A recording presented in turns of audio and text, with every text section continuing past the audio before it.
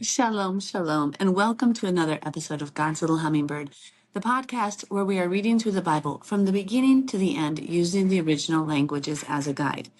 I apologize for the hiatus. I had like a weird little mistake I said in this video that I recorded weeks ago, and then I took it down, and I physically have had minus 1,000 hours to get to this. So I'm so sorry, those of you who have been patiently waiting.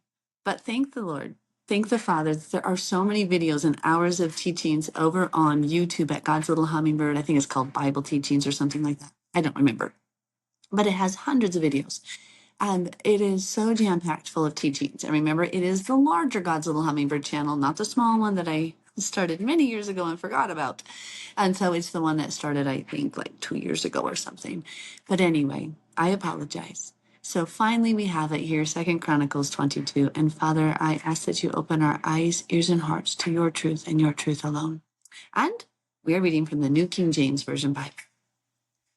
Then the inhabitants of Jerusalem made Ahaziah, his youngest son, king in his place, for the raiders who came with the Arabians into the camp had killed all the older sons. So Ahaziah, the son of Jehoram, king of Judah, reigned. Ahaziah was 42 years old when he became king, and he reigned 1 year in Jerusalem. His mother's name was Athaliah, the granddaughter of Omri. So Athaliah is the daughter of Jezebel. That's what I misspoke last time.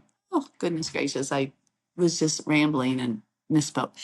So Athaliah had a very wicked mother as her teacher. So let's keep reading. He also walked in the ways of the house of Ahab, right? So his mother was Athaliah, who was daughter of Jezebel, and he walked in the ways of Ahab. Ahab was Jezebel's husband, for his mother advised him to do wickedly. Therefore he did evil in the sight of Yahweh, like the house of Ahab. For they were his counselors after the death of his father, to his destruction. He also followed their advice, and went with Jehoram, the king of Ahab, king of Israel, to war against Hazael, king of Syria, at Ramoth Gilead. So he was joined. Judah and Israel were linked through marriage liaisons. I mean, they were both Israelite houses as well, right? But there was marriage covenants here, marriage agreements that linked the two. And so he went to help Jehoram, the son of Ahab, with a battle. Now, I do want to point out something prophetic in this that we're seeing. What we notice is that the end times, and I just did a teaching on this on Sabbath, and so it will be up on YouTube very soon, but it is on Facebook at Melissa Schilling Smith right now. We see that the spirit of Elijah is the spirit of Jezebel will be persecuting the true believers who are functioning in the spirit of Elijah. And so what we notice here is that these counselors, these people functioning in the spirit of Jezebel, are teaching Yah's people to do wickedly. See, notice that this king is an Israelite by blood, but he's led astray by the family of Jezebel that was teaching the doctrines against Yah's commandments. So that's why I wanted to point out that I saw in that. So, okay. So he went with Jehoram, the son of Ahab, king of Israel, to war against Hazael, king of Syria, at Ramoth Gilead, and the Syrians wounded Joram. Then he returned to Jezreel to recover from the wounds which he had received at Ramah when he fought against Hazael, king of Syria. And Azariah, the son of Jehoram, king of Judah, went down to see Jehoram, the son of Ahab, in Jezreel because he was sick. His going to Joram was Elohim's occasion for Ahaziah's downfall. For when he arrived, he went out with Jehoram against Jehu, the son of Nimshi, whom Yahweh had anointed to cut off the house of Ahab. Now remember, that's in 1 Kings 17, 18, and 19. Part of the study we went through yesterday on Shabbat. Today is, what is today? It is July 20th, 2025 for time reference. Okay, so Jehu was anointed by Yah through Elisha to cut off the house of Jezebel, of Ahab. But Jehu did it in an ungodly way. He also killed the house of Judah. He went a little bit beyond the word of God in his own zeal for himself and his kingdom. He likewise was not careful to walk out the law of God properly. It says he was not careful to walk in the statutes, and therefore he was only blessed to the fourth generation, and then his kingdom was cut off because he was not careful to take heed to walking in the commandments of God carefully, he did the sins of Jeroboam. Okay, so that's who Jehu is.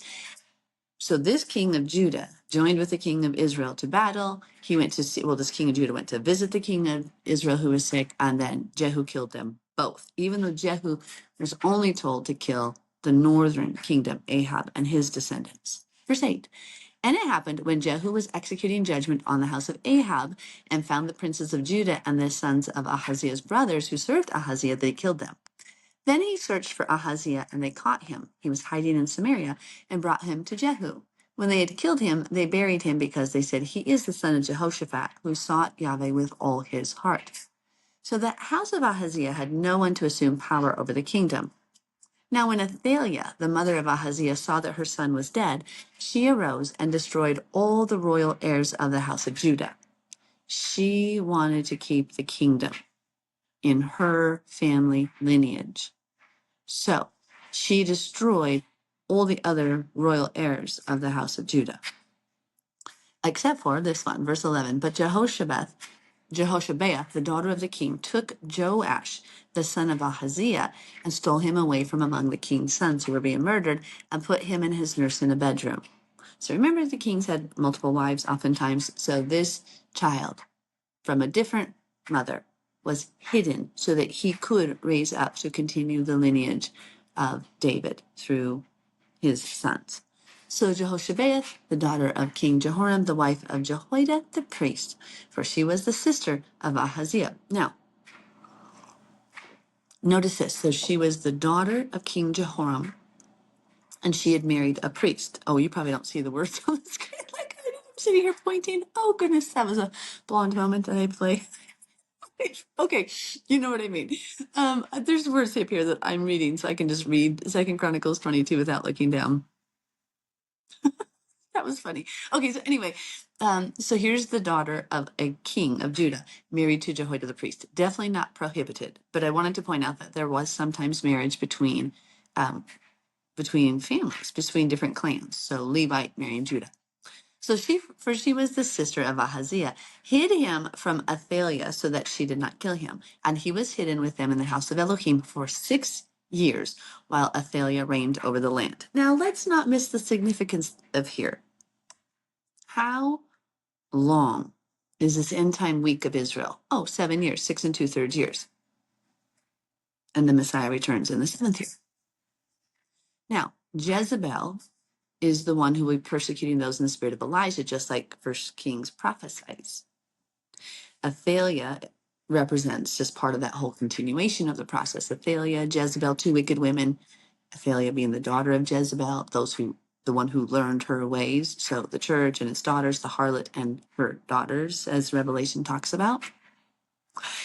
So for 6 years, Jezebel, Athaliah, it's actually Athaliah, but Jezebel's daughter, will reign on earth. Those who were taught Jezebel's ways, who were taught to eat food sacrificed to idols, who were taught to do Christmas, Easter, Sunday worship. Those who were taught to forsake the commandments of Yah, those who served the false Baals and Asherahs. Ooh. So for 6 years, the number of man, remember the tribulation, the period, the week of Israel is 7 years, 6 2/3 years, and the last 3.5 years, that's when the really bad tribulation is. So do you see the parallels? Okay. 6 years, Athaliah rules, and then in the 7th year, we had a turnover. That's what's coming. That's what's coming when Messiah returns in the 7th year, at the end of the tribulation, right after the tribulation.